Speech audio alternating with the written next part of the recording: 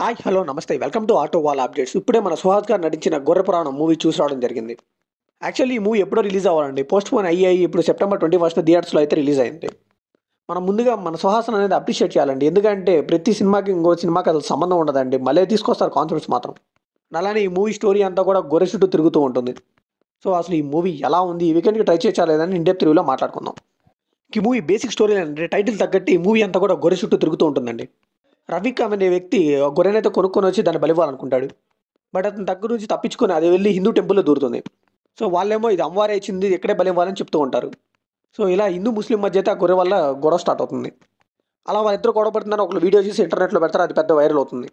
So ఇంక పోలీసులు వచ్చి ఆ గొర్రెని అయితే కస్టడీలోకి తీసుకుంటారు. సో దాన్ని అయితే కోర్టులో ప్రవేశపెడతారు. సో ఈ గొడవ ఎందుకు ఇంత ఫేమస్ అయింది, దీని వెనకాల ఏమైనా రాజకీయ కుట్రలు ఉన్నాయా, అసలు ఏం జరిగింది అంతా తెలియాలంటే ఈ మూవీ ట్రై చేయాల్సిందే. కిమ్ములో పాజిటివ్ విషయానికి వస్తే ఒక జంతువు చుట్టూ స్టోరీ అల్లుకొని దాని చుట్టూ మంచి మంచి కాన్సెప్ట్ని, థాట్ ప్రొవోకింగ్గా ఉండే కాన్సెప్ట్ని డిస్కస్ చేశారండి.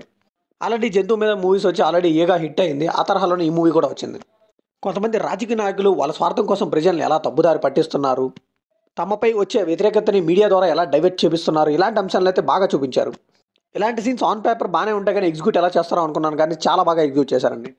సో మూవీ స్టార్ట్ అవుతూ ఒక మటర్ సీన్తో స్టార్ట్ అవుతుందండి. అక్కడ నుంచే మనకు కొద్దిగా క్యూరియాసిటీ బిల్డ్ చేశాడు డైరెక్టర్. సో అక్కడ నుంచి అయితే తరుణ్ భాస్కర్ వాయిస్తో గొర్రె ఎంట్రీ వస్తుంది, అది కూడా చాలా బాగుంది ఇంట్రడక్షన్ కూడా. అండ్ తర్వాత అది రెండు మతాల మధ్య చిచ్చు పెట్టడం అనే కాన్సెప్ట్ అక్కడ నుంచి అయితే మనకి ఇంకా బాగా క్యూరియాసిటీ బిల్డ్ అవుతుంది మూవీ మీద. సో ఇలా ఫస్ట్ హాఫ్ అంతా కూడా సుహాస్ గారు నాకు తెలిసి ఒక్క సీన్లో ఉంటారు అనుకుంటా. ఫస్ట్ హాఫ్ అంతా కూడా అయిపోతుంది, ఇలా సరదాగా వెళ్ళిపోతూ ఉంటుంది. ఇక సెకండ్ హాఫ్ అంతా కూడా హీరో రవి జైల్లో గొర్రెకి రవికి ఉన్న స్నేహం ఏంటి, అండ్ అలానే రవి ఎందుకు అన్యాయంగా జైల్లో ఉంటున్నాడు అండ్ దాని ఫ్లాష్ బ్యాక్ అయితే చాలా బాగుందని చాలా ఎమోషనల్గా కనెక్ట్ అయ్యాను నేనైతే. ఇంకా కోర్టు సీన్లో హీరో చెప్పే డైలాగ్స్ అయితే చాలా అంటే చాలా థాట్ ప్రొవోకింగ్ అనిపించాయండి.